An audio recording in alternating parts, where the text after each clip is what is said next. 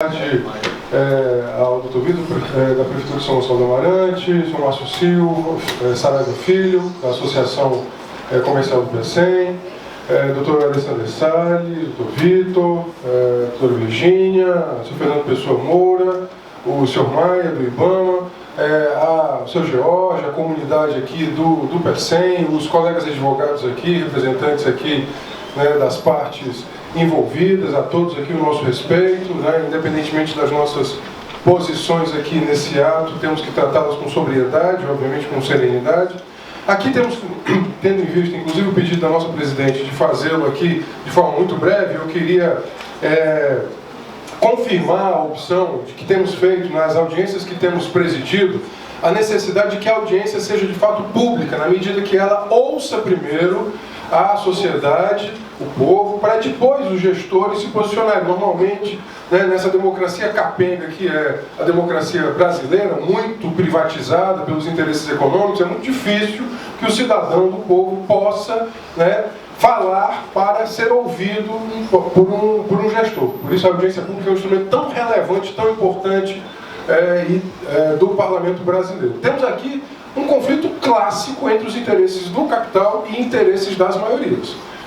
Aqui, os interesses de saúde pública, os interesses ambientais. É um conflito clássico, é um conflito que ele se arrasta ao longo de séculos, em especial desde a Revolução Industrial. Não por acaso, o combustível utilizado como combustível da termoelétrica e futuramente da siderúrgica é também, de fato, o combustível da Revolução Industrial, que é o carvão mineral, com um custo ambiental e social gigantesco. Qualquer pessoa que tenha apreço à literatura vai se lembrar de quantas páginas se escreveram já das mortes de trabalhadores causadas no uso, desde a mineração até as repercussões socioambientais e de saúde pública vinculadas à utilização do carvão mineral.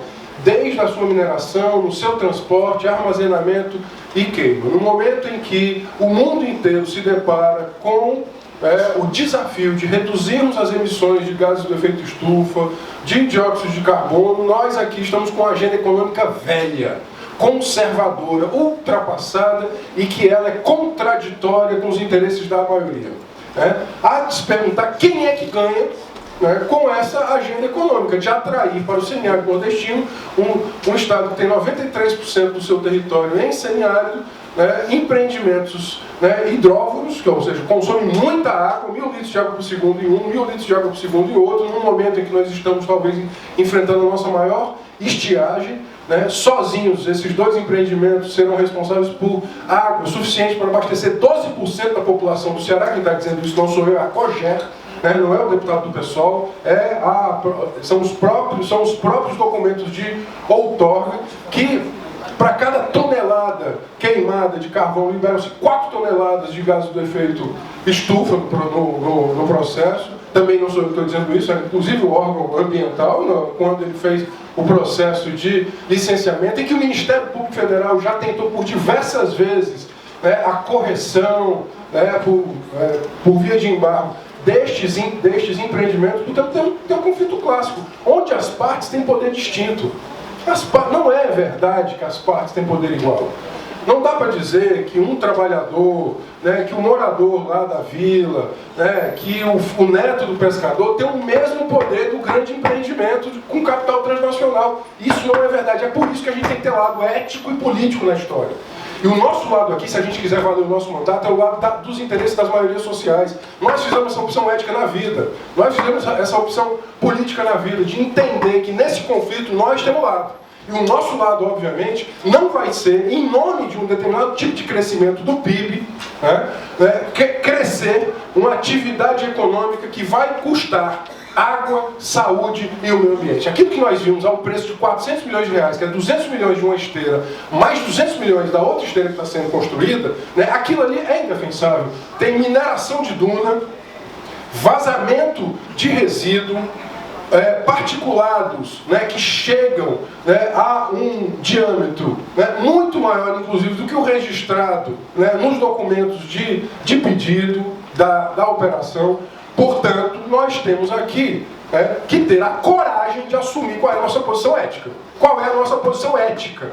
independente das nossas convicções, inclusive ideológicas. Aqui se trata de uma questão da ética com a saúde pública. Nenhum de nós aqui, inclusive dos defensores, colocaria o seu filho perto da operação porque sabe que a respiração daqueles particulados pode causar problemas respiratórios, pneumoconioses. Todos nós aqui sabemos disso. Portanto, mesmo aqueles que querem defender a continuidade desse empreendimento vão pagar na história. Porque a história não trai. A história não trai. É agora que ela está sendo jogada. É agora, eticamente, que cada um vai ter que responder. Agora e no futuro. Pelas opções que faz. Porque dinheiro, meu amigo, ele tem que ter também um sentido ético. Não dá para produzir dinheiro, não dá para produzir crescimento do PIB às custas da saúde pública, do meio ambiente, de empreendimentos que estão gerando insegurança hídrica para o Estado, que é um problema gigantesco. Inclusive, nós já discutimos isso aqui. Portanto, aqueles que estão com um olhar no curto prazo, a história vai cobrar um preço muito importante desses que estão olhando no curto prazo. Estou vendo aqui representantes da comunidade, gerações jovens, futuras gerações, mas sobretudo olhar aqueles que não estão aqui. Aqueles do Ceará inteiro, que estão pagando a conta da água, a conta da mudança climática, da elevação das nossas emissões do efeito estufa. Só a termoelétrica elevou em 40% a nossa emissão de gases do efeito estufa. Quem está dizendo isso é a climatologia da UES, não sou eu. Eu estou falando aqui com base em convicções éticas, em convicções políticas, mas também a partir de dados produzidos por instituições oficiais. Portanto, é insustentável, do ponto de vista social, ético, ambiental, jurídico, esse tipo de agenda econômica, esse tipo de empreendimento, feito inclusive com dinheiro do povo, numa parceria, entre aspas, me permitam a ironia e devolvo a palavra, público-privada, em que o privado fica, obviamente, com o crescimento da economia e o público com o prejuízo respiratório da saúde pública e ambiental. Portanto, nessa disputa eu tenho um lado. E nessa disputa entre o capital e o interesse público, entre o capital e a saúde pública, entre o capital e o meio ambiente, o meu lado é o do interesse público, do meio ambiente, da saúde pública. É por isso que nós lutamos por uma outra agenda econômica, pela transformação e superação destas plantas industriais que são consumidoras de água em larga escala e de carvão em larga escala, a começar inclusive pelo tipo de transporte dos seus insumos, conforme está sendo feito. Nós ou fazemos isso agora, ou tomamos coragem de fazer isso agora, ou as gerações das próximas 3 décadas vão olhar para nós e nos chamar de irresponsáveis e covardes. E isso a gente não pode carregar. Muito obrigado.